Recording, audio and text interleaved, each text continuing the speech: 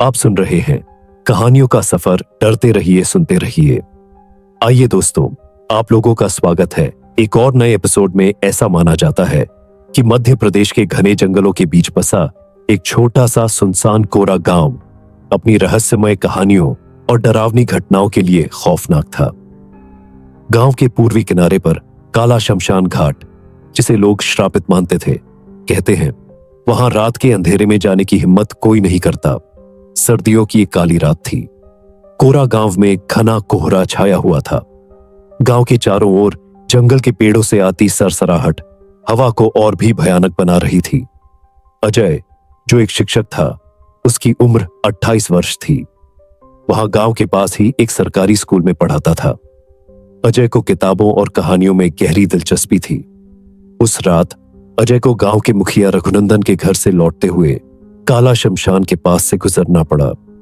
गांव के बुजुर्गों ने उसे कई बार चेतावनी दी थी, रात में शमशान के पास से मत गुजरना, वहां आत्माओं का वास है। लेकिन अजय ने इन बातों को कभी गंभीरता से नहीं लिया। रात के करीब 11:45 थे। अजय अपनी साइकिल से घर लौट रहा था। आसमान में बादल घिर हुए थे और हल्की बूंदाबांदी शुरू हो चुकी थी। जैसे ही वह शमशान के करीब पहुंचा, ठंडी हवा का एक तेज झोंका आया और उसके शरीर में सरसराहट सी दौड़ गई। वह अपनी जैकेट के बटन ठीक कर रहा ही था कि उसे एक धीमी सी आवाज सुनाई दी। अजय, रुक जाओ। अजय ने साइकिल रोककर पीछे मुड़कर देखा, लेकिन वहां कुछ भी नहीं था। शमशान के बाहर लगे पुराने जर्जर गेट को हल्की हवा हिलाकर खटखटा रही थी। गेट पर लगा एक टूटा हुआ बोर्ड झूल रहा था, जिस पर लिखा था, यहां आत्माओं का वास है, इंसानों का प्रवेश वर्जित है। अजय ने इसे अंधविश्वास मानकर अनदेखा किया और साइकिल पर सवार होकर आगे बढ़ने की कोशिश की। लेकिन अचानक साइकिल की चेन उतर गई। वह गुस्से में नीचे उतरा और चेन ठीक करने लगा। तभी उसे फिर से वही आवाज सुनाई दी, इस बार और करीब से। आवाज आई, अजय, अंदर आओ। अजय ने साहस जुटाकर शमशान के अंदर कदम रखने का फैसला किया।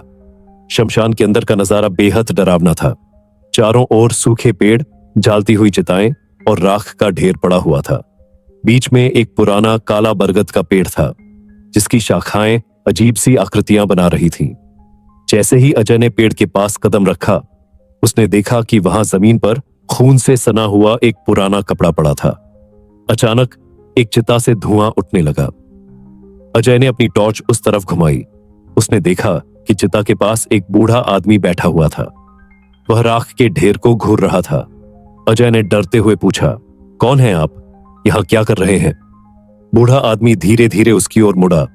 उसकी आंखें लाल और चेहरे पर अजीब सी शिकन थी। वह कांपती आवाज में बोला, तुमने यहां आकर बहुत बड़ी गलती की है। अब तुम वापस नहीं जा सकते। अजय का गला सूख गया। उसने पूछा, आप क्या कह रहे हैं? मैं यहां से क्यों नहीं जा सकता? बूढ़े ने ठंडी हंसी हंसते हुए कहा, यह जगह सिर्फ मृतकों की है, लेकिन जो जिंदा आ जाता है वह भी यही का हो जाता है। अजय ने महसूस किया कि उसकी टॉर्च की रोशनी धीमी हो रही है। तभी उसे पीछे से किसी औरत की चीख सुनाई दी। उसने पलटकर देखा, लेकिन वहां कुछ नहीं था। अचानक पेड़ के पीछे से एक औरत निकली। वह सफेद साड़ी में थी और उसके बाल बिखरे हुए थे। उसका चेहरा झुका हुआ था। औरत ने धीरे धीरे अपना सिर उठाया।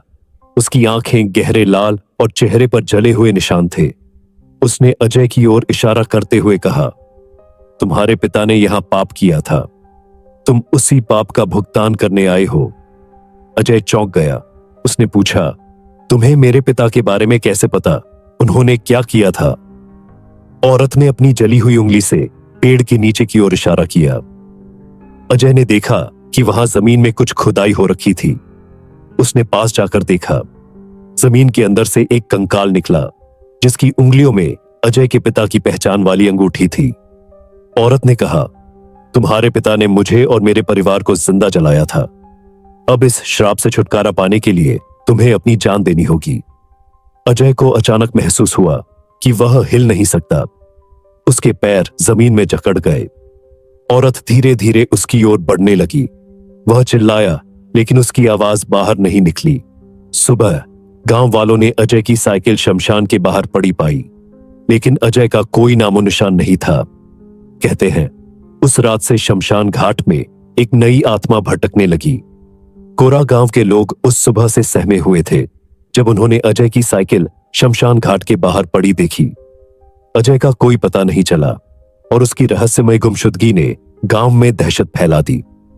अब लोग इस जगह का नाम लेने से भी डरने लगे थे। दूसरी तरफ अजय की बहन प्रियंका, जो भोपाल में रहती थी, अपने भाई के लापता होने की खबर सुनते ही गांव पहुंची। प्रियंका एक साहसी और दृढ़ स्वभाव की लड़की थी। उसे अंधविश्वासों वाली बातों पर विश्वास नहीं था। उसने गांव वालों से पूछा, किसी ने शमशान घाट जाकर देखा क्यों नहीं?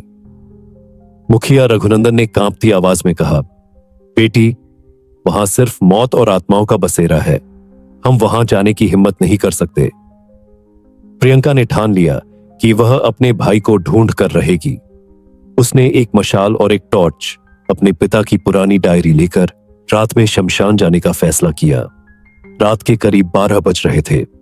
कोरा गांव सन्नाटे में डूबा हुआ था।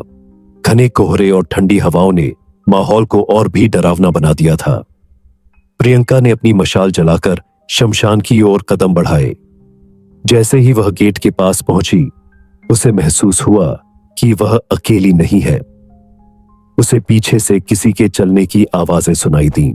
उसने पलटकर देखा, लेकिन वहां कोई नहीं था। गेट पर लगी जंग खाई जंजीरें अपने आप हिलने लगी। एक जोरदार आवाज के साथ गेट खुल गया। प्रियंका ने अपने डर पर काबू पाते हुए शमशान के अंदर कदम रखा। शमशान के अंदर का माहौल पहले से भी ज्यादा डरावना था। चारों तरफ फैली राख, टूटी फूटी चिताएं और हवा में अजीब सी गंध। अचानक उसे दूर से एक परछाई दिखाई दी। वह परछाई धीरे धीरे उसकी ओर बढ़ने लगी। प्रियंका ने साहस जुटाकर पूछा, कौन हो तुम? अजय कहाँ है? परछाई ने जवाब दिया, तुम्हारा भाई उसी रास्ते पर है जिस पर कभी तुम्हारे पिता गए थे। यह जगह उनकी सजा का घर है। प्रियंका ने तुरंत अपनी टॉर्च निकाली और परछाई पर रोशनी डाली। यह वही जली हुई औरत थी जिसे अजय ने देखा था। प्रियंका ने चीखते हुए कहा, तुम कौन हो? क्या चाहती हो? औरत ने हंसते हुए कहा, मुझे इंसाफ चाहिए। तुम्हारे पिता ने मेरी आत्मा को इस शमशान में बांध दिया है और अब तुम्हारा भाई भी इसी श्राप का हिस्सा बन चुका है। प्रियंका ने अपनी टॉर्च बंद की और डायरी निकाली। डायरी में लिखा था, अगर काले शमशान के पेड़ के नीचे दबे कंकाल को मुक्त नहीं किया गया तो श्राप पीढ़ी दर पीढ़ी चलता रहेगा। प्रियंका ने अपनी मशाल लेकर काले बरगद के पास खुदाई शुरू कर दी।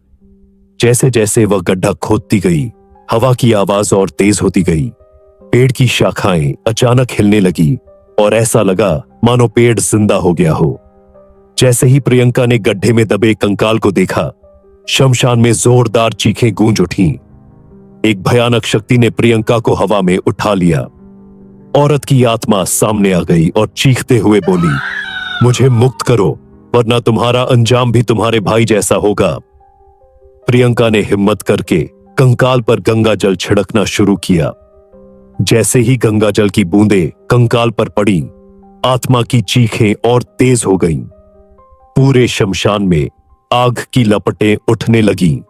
प्रियंका ने आत्मा से कहा, तुम्हें जो चाहिए मैं वो करूंगी, लेकिन पहले मुझे मेरे भाई को वापस दो। आत्मा ने एक भयानक हंसी के साथ जवाब दिया, तुम्हारे भाई की आत्मा अब इस शमशान का हिस्सा है। उसे पाने के लिए तुम्हें अपनी जान देनी होगी। प्रियंका ने एक पल सोचा और गड्ढे में पड़े कंकाल को जलाने का फैसला किया। उसने मशाल से कंकाल में आग लगा दी। शमशान घाट में आग की लपटें उठने लगीं। औरत की आत्मा जोर से चीखी और कंकाल के साथ भस्म हो गई। प्रियंका को अचानक जमीन पर गिरा हुआ अजय मिला, लेकिन उसकी आंखें सफेद थीं और वह अजीब आवाज में बोला, तुमने आत्मा को मुक्त किया, लेकिन यह श्राप खत्म नहीं हुआ। अगली रात कोरा गांव के लिए बारी होगी। प्रियंका और अजय कोरा गांव लौटे, लेकिन गांव का माहौल अब और डरावना हो गया था। लोग कहते हैं कि हर रात काले शमशान से जलती हुई परछाइयां गांव में घूमती हैं। अगर आपको ये वीडियो पसंद आया तो लाइक करना ना भूले और ऐसे ही रोमांचक कर देने वाली हॉरर वीडियो देखने के लिए चैनल को सब्सक्राइब करें